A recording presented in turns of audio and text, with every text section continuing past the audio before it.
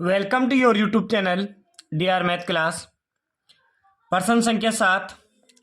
एक विद्यालय में कक्षा 8 के सभी विद्यार्थियों ने प्रधानमंत्री राहत कोष में 2401 रुपये दान में दिए। प्रत्येक विद्यार्थी ने उतने ही रुपये दान में दिए जितने कक्षा में विद्यार्थी थे। कक्षा के विद्यार्थियों की संख्या ज्ञात कीजिए। देखिए प्रश्न को समझे। प्रधानमंत्री राहत कोष में कक्षा 8 के विद्यार्थी 2401 रुपये दान दे रहे हैं और वो दान किस प्रकार दे रहे हैं। कक्षा में जितने विद्यार्थी हैं उतने रुपये प्रत्येक विद्यार्थी दे रहे हैं। अगर किसी कक्षा में 10 विद्यार्थी है तो एक विद्यार्थी 10 रुपये देगा और कुल रुपये कितने हो जाएंगे? 10 गुणा 10 100 रुपये हो जाएंगे। अगर किसी कक्षा में 12 विद्यार्थी है तो प्रत्येक विद्यार्थी 12 रुपये देगा, यानी जितने विद्यार्थी है उतने ही रुपये देगा। और 12 को 12 से गुणा करेंगे तो कुल जमा राशि हो जाएगी 144 रुपये। अब यहाँ पे कुल राशि दे रखी है 2401 रुपये। तो हम क्या करेंगे, विद्यार्थियों की संख्या को x मान लेंगे और प्रत्येक विद्यार्थी 100 रुपये जमा कराएगा। तो हम लिखेंगे माना विद्यार्थियों की संख्या, माना विद्यार्थियों की संख्या। हम विद्यार्थियों की संख्या को यहाँ क्या मान लेंगे? x मान लेंगे और प्रत्येक विद्यार्थी द्वारा, इसीलिए प्रत्येक विद्यार्थी द्वारा जमा राशि या दान राशि कितनी हो जाएगी? x। अगर कक्षा में x विद्यार्थी है तो प्रत्येक विद्यार्थी 100 रुपये जमा कराएगा या दान में देगा। तो कुल जमा राशि, तो कुल जमा राशि, तो कुल जमा राशि के लिए क्या करेंगे, इन दोनों का गुणा कर देंगे आपस में।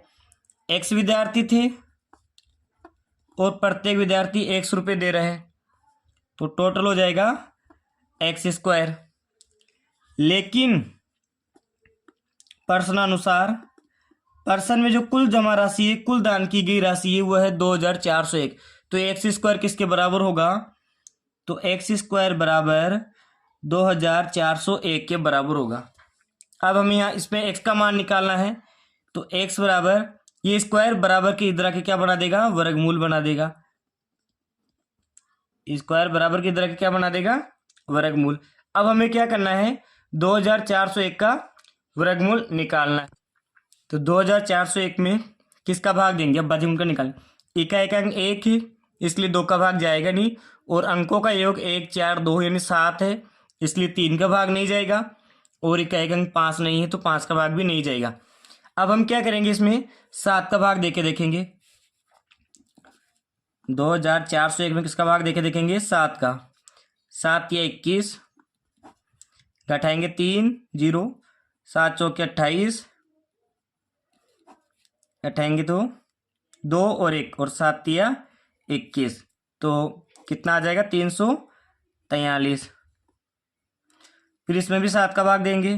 343 में 7 का भाग देंगे तो 7 चौके 28 और 9 7 63। फिर 49 में 7 का ही भाग जाएगा 7 बार, और 7 में 7 का 1 बार। तो यहाँ 7 कितने बार आ रहा है? 2 4 बार। तो हम यहाँ लिख देंगे x बराबर 7 गुणा 7 गुणा 7 गुणा 7। अब इसमें से जोड़े हम बाहर निकाल देंगे। x बराबर 7 का एक युग्म और ये 7 का एक युग्म, तो 7 गुणा 7 ये बाहर निकल जाएगा। तो 7 को 7 से गुणा करेंगे तो 49। अतः विद्यार्थियों की संख्या ज्ञात कीजिए। तो अतः विद्यार्थी की संख्या x मानी थी तो कितने हो जाएंगे? x। तो लिख देंगे अतः विद्यार्थियों की संख्या कितनी हो जाएगी? 49। प्रश्न संख्या 8। एक बाग में 2025 पौधे इस प्रकार लगाए जाने हैं कि प्रत्येक पंक्ति में उतने ही पौधे हो जितनी पंक्तियों की संख्या हो, यानी पौधों की संख्या और प्रत्येक पंक्ति में पौधों की संख्या बराबर होगी।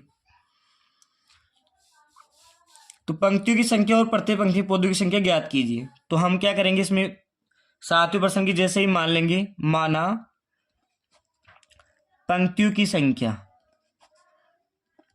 पंक्तियों की संख्या को हम क्या मान लेंगे, यहाँ पे x मान लेंगे, और प्रत्येक पंक्ति में पदों की संख्या भी x ही होगी, इसीलिए प्रत्येक पंक्ति में पदों की संख्या कितनी होगी, x ही होगी, क्योंकि प्रत्येक पंक्ति में पदों की संख्या और पंक्तियों की संख्या बराबर है। तो कुल पौधे कितने होंगे, यानी इन दोनों को हम क्या कर देंगे, गुणा कर देंगे कुल पौधे निकालने के लिए। x गुणा x क्या हो जाएगा, x²। फिर प्रश्नानुसार कुल पौधे कितने दिए गए हैं प्रश्न में, 2025, तो लिखेंगे x² बराबर 2025। अब क्या करेंगे, स्क्वायर बराबर की इधर आके x का मान निकालने के लिए हम इसका वर्गमूल ले लेंगे, 2025, यानी वर्ग, ये वर्ग बराबर किस तरफ आएगा तो वर्गमूल में कन्वर्ट हो जाएगा। अब क्या करेंगे, वही हम 2025 के अभाज्य गुणनखंड निकालेंगे। 2025 में इकाई अंक 5, इसलिए 2 का भाग नहीं जाएगा, अंकों योग 5 और 2 7 और 2 9, तो इसलिए इसमें 3 का भाग जाएगा। तो 20 में 3 का भाग, 7 × 21, 6 × 18, और 22 में 7 बार, और 15 में 1 बार, यानी 675 बार। 2025 में जब 3 का भाग देंगे तो 675, फिर इसमें 3 का भाग देंगे, 6 में देंगे 3 का 2, 75 में देंगे 25, 225 हो जाएगा। फिर 3 का भाग देंगे, 7 × 21 और 8, 75 हो जाएंगे। 225 में 3 का भाग देंगे तो 75, फिर इसमें 3 का भाग देंगे तो 25, और 25 में 5 का भाग जाता है 5 बार, और 5 में 5 का देंगे 1 बार। अभाज्य गुणनखंड में 3 2 बार है, 3 4 बार है, 5 2 बार है, तो लिखेंगे x बराबर 3 कितने बार है, 4 बार, और 5 है 2 बार। इसका क्या निकालेंगे अपन, वर्गमूल। तो x बराबर 1 जोड़ा हो गया, 2 हो गया, 3, किस किस का जोड़ा हो गया, 3 का और 5 का। तो 5 को 3 से गुणा किया तो 15, 15 × 3 = 45। अब प्रश्न में क्या था, पंक्तियों की संख्या और प्रत्येक पंक्ति में पौधों की संख्या क्या होगी, तो लिख देंगे पंक्तियों की संख्या और प्रत्येक पंक्ति में पौधों की संख्या 45 होगी। प्रश्न संख्या 9, वह सबसे छोटी वर्ग संख्या ज्ञात कीजिए जो 4, 9 और 10 प्रत्येक से विभाजित हो। यानी ऐसी संख्या निकालनी हमें जो जिसमें 4, 9 और 10 का पूरा पूरा भाग जाए, यानी इससे विभाजित हो। तो ऐसी संख्या इनके लसाअ से संबंधित होती है, इसलिए हम क्या करेंगे, 4, 9 और 10 का एलसीएम यानी लसाअ लेंगे। तो लिख देंगे 4, 9, 10 का लसाअ लेने पर इनका लसाअ निकालेंगे।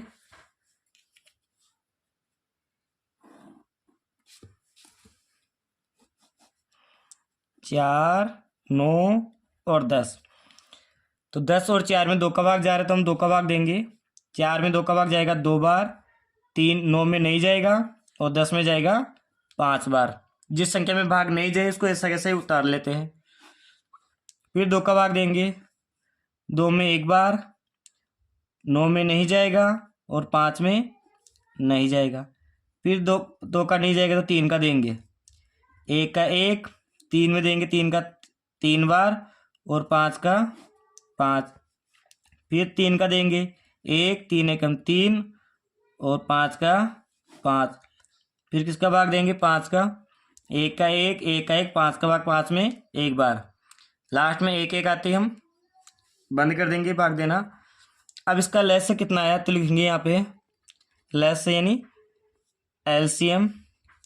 एलसीएम में देखेंगे 2 2 बार है, 2 गुणा 2, 3 2 बार है, 3 गुणा 3 गुणा 5 1 बार है। अब इनको गुणा कर लेंगे, 5 को 3 से गुणा करेंगे 15, 15 को 3 से करेंगे तो 15 3 45 और 2 को 2 से किया तो 4 और 15 ये 45 हो गए। 45 को 4 से गुणा करेंगे तो 180। अब ये 180 पूर्ण वर्ग संख्या नहीं है क्योंकि इसमें 5 का पूरा जोड़ा नहीं बन रहा, 2 का बन गया, 3 का बन गया, 5 का नहीं बन रहा है। इसलिए हमें क्या करना पड़ेगा, 180 को 5 से गुणा करना होगा। तो लिखेंगे 180 को 5 से गुणा करने पर इससे पूर्ण वर्ग संख्या हो जाएगी। तो 180 गुणा 5, तो 18 को 5 से गुणा किया तो 18 बन जाए 90 और ये हो गए 900। तो वह कौन सी संख्या होगी, वह 900 होगी, जो एक वर्ग संख्या है जिसमें 4, 9 और 10 का पूरा पूरा भाग जाएगा। प्रश्न संख्या 10, वह सबसे छोटी वर्ग संख्या ज्ञात कीजिए जो प्रत्येक 8, 15 और 20 से विभाजित हो जाए। यानी इसमें भी हम क्या करेंगे, लैसे ही ज्ञात करेंगे। लिखेंगे 8, 15 और 20 का लैसे लेने पर इनका एलसीएम निकालेंगे। एलसीएम वही पहले की जैसे निकालेंगे हम।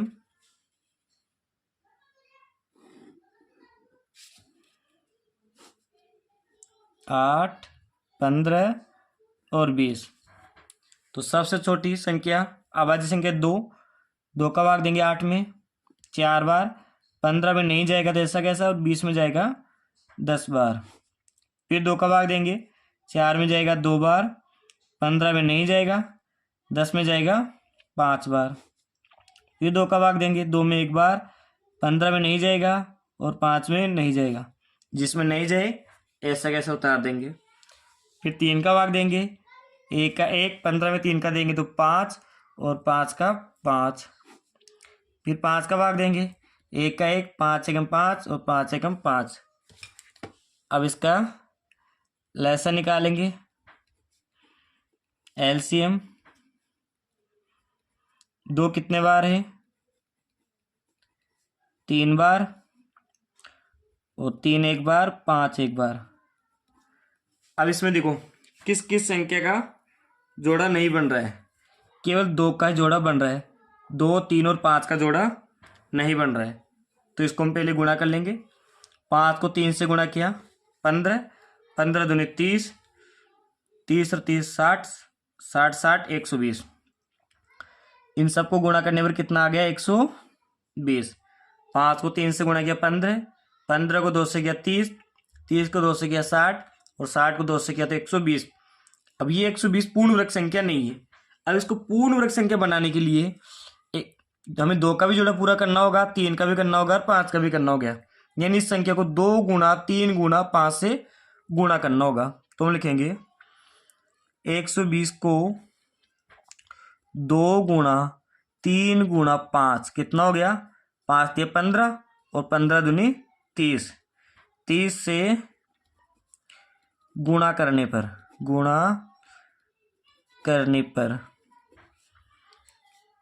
तो इसीलिए 120 गुणा 30 तो 12 3 36 और ये 00 तो 3600 वह पूर्ण वर्ग संख्या होगी जिसमें 8, 15 और 20 का पूरा पूरा भाग जाएगा। यानी इनसे ये संख्या विभाजित होगी।